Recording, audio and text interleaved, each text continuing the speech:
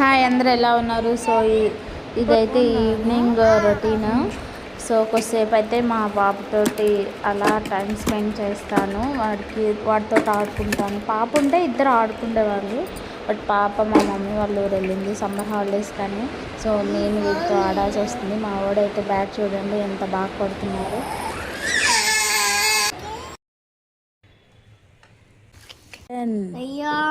ఎలా అనిద్ది లయన్